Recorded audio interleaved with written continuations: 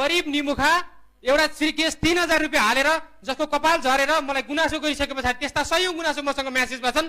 त्यो भइसके पछाडि म केही प्रश्न राख्न गइरहेको छु। मेरो पहिलो प्रश्न, श्रीकेशले कपाल उमार्ने कि कपाल झार्ने कि पैसा मात्र झार्ने? यसलाई नोट गर्नु होला कृपया। मेरो दोस्रो प्रश्न, पहिला कपाल उमार्ने भन्ने, विरोध आएपछि उमार्न सहयोग गर्ने भन्ने, अझै विवाद आयो भने विज्ञापनमा उमार्ने विज्ञापनमा चाहिँ उमार्ने, रियालिटीमा झार्ने भन्ने हो कि हैन? अब हिमालका 32 जडीबुटी भन्ने अनि इन्डियाबाट राति ट्याङ्करमा तेल झार्ने, इन्डियाको कुन हिमालको जडीबुटी होला? कृपया यो जनमानसमा चाहिँ यो यस्ता खालका प्रश्नहरू आइरहेका छन्। यद्यपि मसँग मेसेज थुप्रै छन्, म त्यो देखाउन पनि सक्छु। म प्रमाण बिना प्रमाण बोलिरहेको छैन। यत्रो 5 तारे होटलमा प्रेस मिट गर्ने पैसा यो यत्रो 5 तारे होटलमा प्रेस मिट गर्नको लागि पैसा त जति पनि झारियो होला है भन्ने प्रश्न पनि यो 5 तारे होटलमै चाहिँ यो प्रेस मिट छ भन्दाखेरि मेरो मनमा आएको। कृपया यसलाई पनि तपाईले नोट गरेर यसको उत्तर दिनु होला। केपी ओलीले मेरो कपाल रोपेको होइन, कपाल आफै उम्रेको भनेर चाहिँ जुन विज्ञापन गरेकोमा तल श्रीकेशको चाहिँ लहर भिडियो जोडेर टीकाराम बुढाथोकी सरको आफ्नै वालमा मैले देखेको। त्यत्रो प्रबन्ध निर्देशकले त्यस्तो खालको जनतामा भ्रम पार्ने, एउटा नेतालाई परे गरेर भ्रम पार्न हुन्छ कि हुन्न होला? कृपया त्यो पनि क्लियर पारिदिनु होला। किन भन्दा नेताहरूलाई यहाँ राष्ट्रपतिदेखि लिएर पूर्व प्रधानमन्त्रीदेखि लिएर अहिलेका वर्तमान प्रधानमन्त्रीहरूदेखि लिएर श्रीकेशले चाहिँ अब सबैलाई प्रचार गरिरहेको छ। यद्यपि दुर्गा प्रसाईकै घरमा उहाँ गएर प्रचार गर्दा दुर्गा प्रसाईको सचिवालयबाट श्रीकेश तेलले प्रचार रोकोस्, यदि रोकेन भने चाहिँ यसको विषयमा बोलिन्छ भनेर भनिसके पछाडि त्यसको भिडियो चाहिँ अझै मैले देखेको छैन। अनि त्यस पछाडि जुन मिडियाकर्मीले विज्ञापन गर्दैछन्, रिसर्च गरेर डक्टर जस्तै गरी जनतालाई देखाउँदैछन्, उनकै आफन्तीलाई लगेर किन पैसा फिर्ता गरे होलान्? नाम चाहिँ नभनौँ मैले। यदि कपाल आउँछ भने किन चाहिँ फिर्ता गरे ती मिडियाकर्मीले? मिडियाकर्मी साथीहरू फेरि यतिसम्म पनि नभइदिउँ, कसैले पैसा दियो भन्दैमा त्यो आचीको पनि यसले चाहिँ यस्तो राम्रो काम गर्छ भनेर प्रचार गर्न पछि नहट्ने मिडियाकर्मी पनि मैले देखेको छु।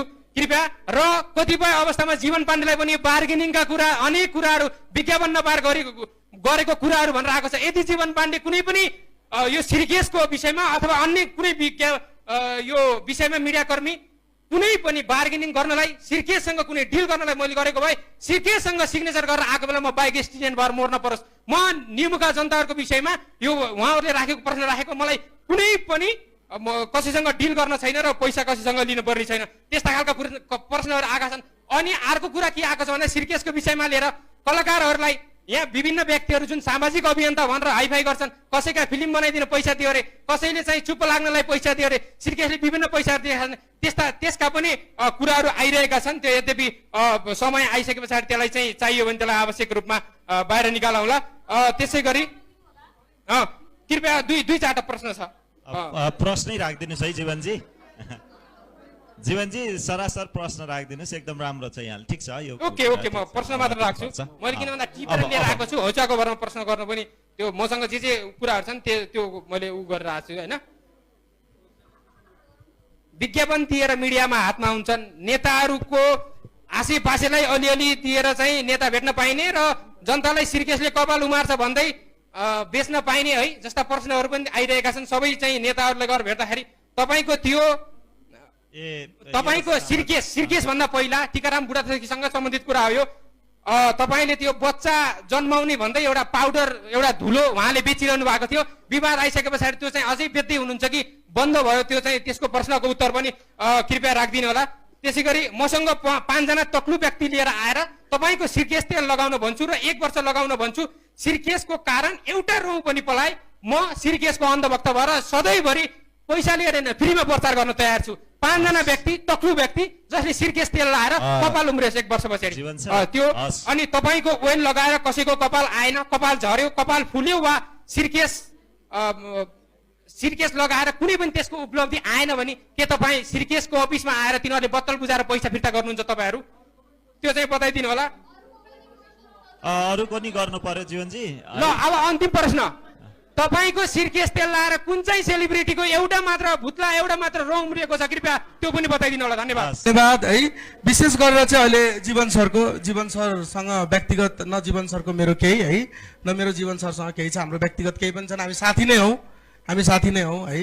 यो एउटा जीवन सरले व्यक्त गरेको कुरा अनावश्यक पनि म ठान्दिनँ है। अलिकति आवेग त थियो उहाँमा, त्यो आवेग पनि केही मिसअन्डरस्ट्यान्डिङहरू कन्फ्युजनको कारणले गर्दा भएको हो। म उहाँका प्रश्नहरू एक दुईवटा सभ्य तरिकाले उहाँलाई पहिला एन्सर गर्छु, अनि टेक्निकल कुरा चाहिँ हाम्रो डाक्टर साहबले गर्नुहुन्छ, जो म टेक्निकल पनि परिनँ।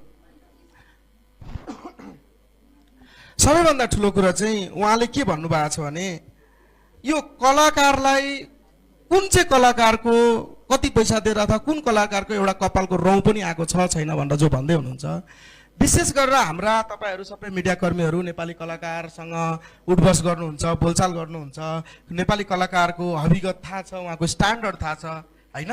को कलाकारले चाहिँ पैसा लिएर कि त एड नै गर्छ, पैसा लिएपछि एडभर्टिजमेन्टमै हुन्छ, त्यो सुटिङ हुन्छ, होइन भने पैसा लिएर चाहिँ अनैतिक अथवा नभएको हावा फैलाउने कुन कलाकार छ जस्तो लाग्छ। र हामीले श्रीकेश राजेश हमालदेखि लिएर जितु नेपालसम्म पुग्दा अथवा दुनियाँ कलाकारहरू, दुनियाँ महानुभाव कलाकारहरूलाई दिँदा कोही पनि कलाकारले एक पहिला त तथ्य सत्य कोही कलाकारले न 1 रुपैयाँ पैसा लिनुभयो न दिने कुरा हो, यो एउटा गिफ्ट थियो। म एउटा सानो कुरा जोडौँ, यो कलाकारलाई किन गिफ्ट दिएको, नेतालाई किन दिएको भन्नुहुन्छ।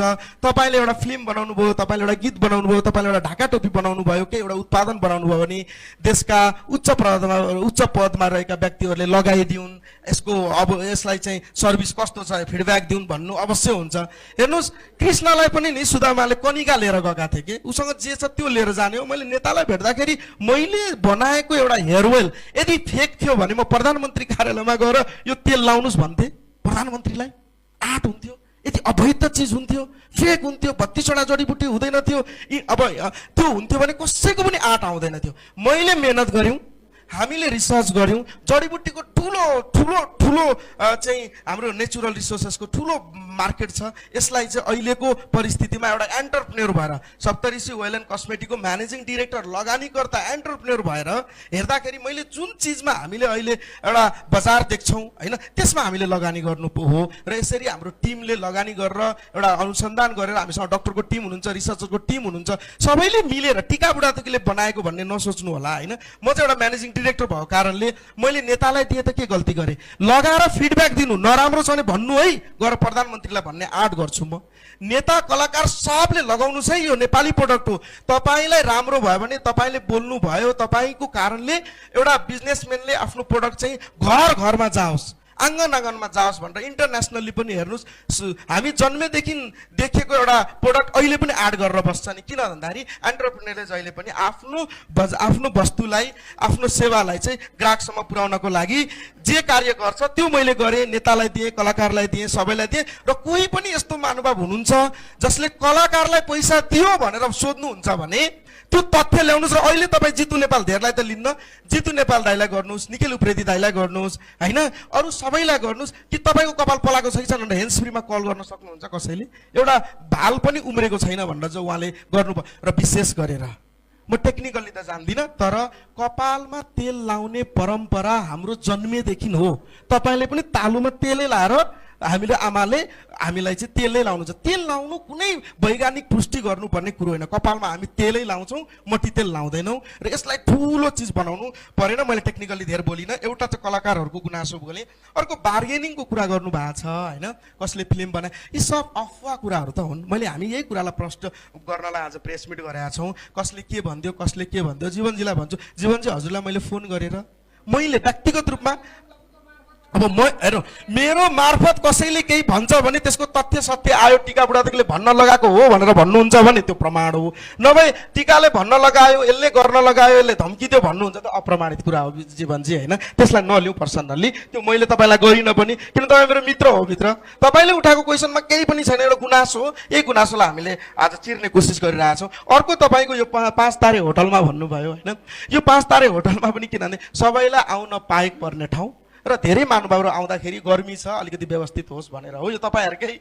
सम्मानको लागि हो यो होइन। तपाईँलाई मैले रोडमा गर्थेँ भने कास्तो ठाउँमा रोडमा गऱ्यो भनेर गाली गर्नुहुन्थ्यो, 5 तारे होटलमा राम्ररी व्यवस्थित तरिकाले गर्दाखेरि यसलाई सकारात्मक रूपमा लिनुहुन्छ जीवन सरले। धेरै धेरै धन्यवाद जीवन सर।